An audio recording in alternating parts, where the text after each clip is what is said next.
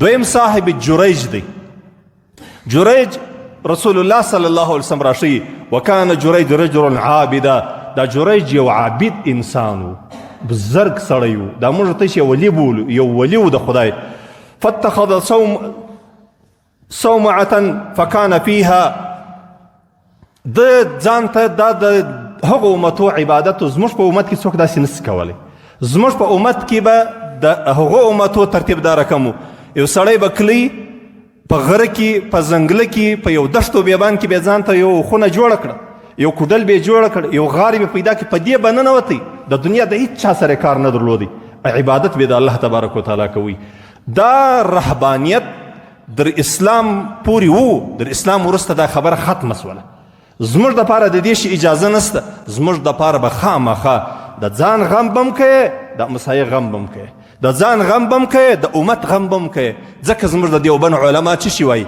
وایي ولاړ سي د الله په لار کې ووځي، د الله په لار کې خپل ځان خیرم غواړه، د امت خیرم غواړه، خپل ځانم خپلم ښه کوه، خلک هم ښو ته رابوله، خپلم بد مه کوه، خلک هم د بدو راګرځوه.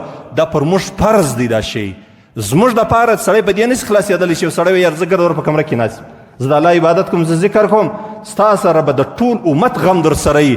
په موږ کې جهاد دی، د جهاد سلسله نسی بندېدلی، دا به در قیامته پورې شروع وي. جهاد د څه دپاره کېږي؟ د الله د دین د دفاع دپاره کېږي، د مسلمانانو د عزت و د ناموس د ساتنې دپاره کېږي. د الله جل جلاله هغه قانون چې راغلی دی د هغه د راژوندي کولو د عملي کولو دپاره جهاد کېږي. د دې دپاره خو نه کېږي سړی ډاکې وي، د خلکو مالونه وړي، د خلکو کورونه خرابوي، خلک وژني. د دې دپاره خو جهاد نه دی، جهاد د دې دپاره دی. دا رقم دعوت تبلیغ دی. مشرق و مغرب ته به منډې وایې چې چیرې د یوه خبره د ښه خبره په وسپره وه، دا به یو مسلمان ته رسوي او ورته ښیې به. نو دلته رسول الله صلی الله علیه وسلم د ده خبره کوي، د جریج، چې جریج عابد و، ځان ته یو ځای معلوم کړی و، بس په دې کې به د الله عبادت کوي. نو دا د یوه ورځ وده ته مور راله، فاتته امه وهو يصلي فقالت یا جریج فقال یا رب امي وصلاتي فاقبل على صلاته. یوه ورځ مور ورته راله او ورته غږ کوي جریجه، د مور یو عذر و، یو کار و، یو خدمت و. جریج پر مانځه ولاړ دی، د الله په عبادت ولاړ دی. جریج له ځانه سره په زړه کې دا فیصله وکړه چې ای الله زه خو ستا په عبادت باندې ولاړ یم او مور مې غواړي یو کار دی، یو خدمت یې دی، نو مور به پرېږدم، الله ستا عبادت به وکړم. جریج پر مانځه ودرېد، د مور جواب یې نه وویل. فلما كان من الغد أتته وهو يصلي فقالت يا جريج فقال أي ربي أمي وصلاتي. دویمه ورځ بیا مور ورته راله او بیا یې ورته ویل جریجه زما یا پلانکی کار دی یا می خدمت دی یا یې دوه درې ور ورته غږ. جریج بیا وویل چې زه د الله تبارک وتعالی په عبادت باندې مصروف یم او مور مې غواړي د دنیا یو کار وي، یو عذر وي، نو زه به د الله عبادت وکم، مور پرېږدي. بیا یې د مور ته جواب نه کوي، خپل لمونځ جاري وساتي. فاقبل على صلاته فلما كان من الغد أتته وهو يصلي فقالت يا جريج فقال أي رب أمي وصلاتي. درېیمه ورځ بیا مور راله، بیا یې ورناره کړه ای جریجه. جریج وویل چې زه خو د الله جل جلاله په عبادت باندې مصروفه یم، زه به د خپل رب عبادت وکم، زما د مور د اواز یا غږ یا خدمت دا پرېږدم، د الله راضي کوم. په دې کې د ده بل څه مقصد نه دی، مقصد یې د الله جل جلاله رضا ده. جریج درېیمه ورځ هم دا رقم مور یې په دې وخت کې اشاره ورته وکړه.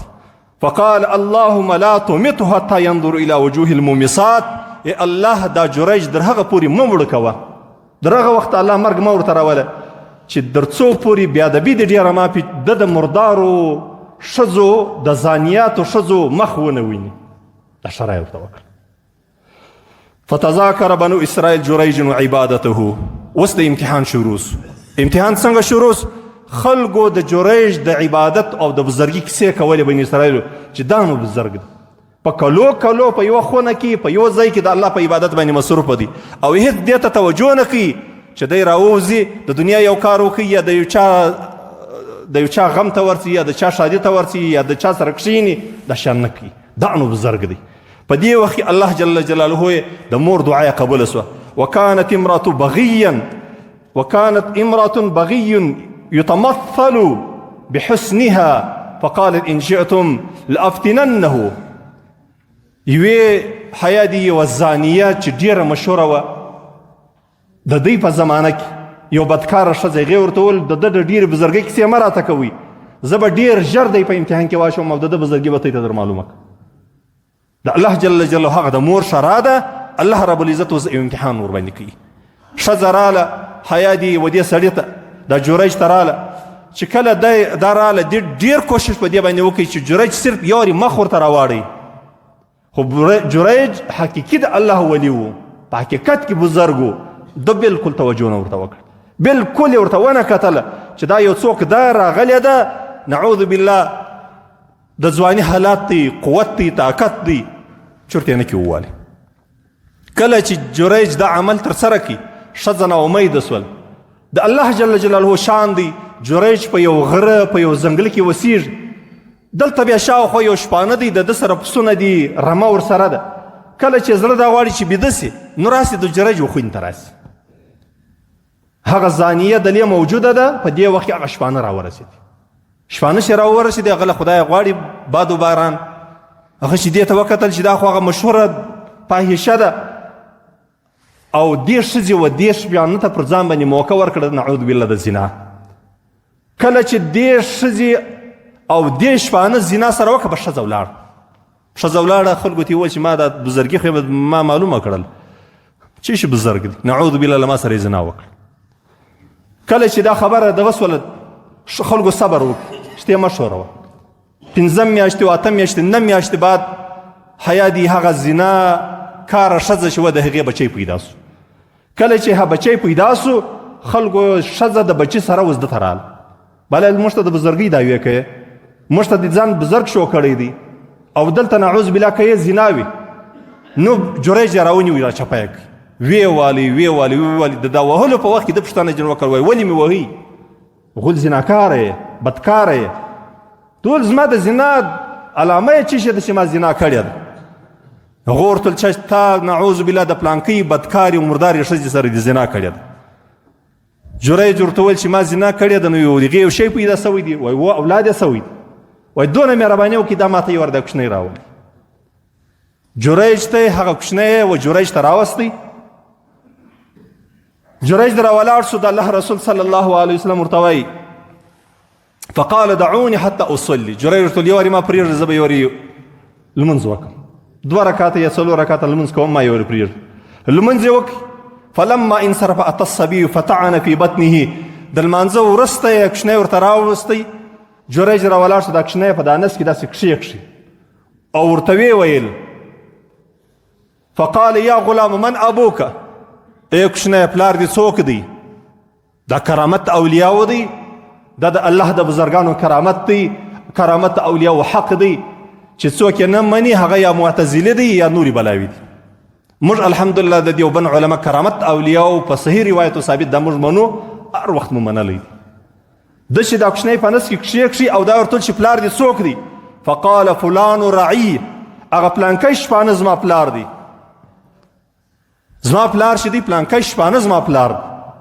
کله چې بني اسرائیلو دا واقع ولیدل او دا حالت یې ولیدی بس پښیمان اوسې دا څونه بد کار موږ وکړي، دا څونه غلط کار موږ وکړي. فاقبلوا على جريج يقبلونه ويتمسحون به وقالوا نبني لك صومعتك من ذهب قال لا اعيدها من طين كما كانت. جریج چې کله دا خپل کرامت د خلکو ته ظاهره کوي، اصلا د دې فتنې د راتللو هغه د مور شراوه، نو دی را ولاړ شوله، دی یې مچوي، پر لاس یې مچ که، پر پښو یې مچ که، پر سر یې مچ که، او ده ته بې رش کش دی، خالي بیا د لاس وروړي د برکت دپاره چې برکت دا تبرکات دا زموږ عقیده ده، برکت د صالحینو د نیکانو خلکو دا یي، نو ده ته بیا لاس وروړي چې اسې ما چې دا لاس وروړم هم دا برکت یو دونه بزرګ سړی دی، نیک سړی دی، ده ته بیا لاس وروړي. او ورته ویې ویل چې موږ به نو اوس له تا سره دا ځواني وکړو چې دا کمه خونه موږ ستا د ونړوله، دا ستا د عبادت خونه موږ ونړوله، دا به موږ د سرو زرو درته جوړو.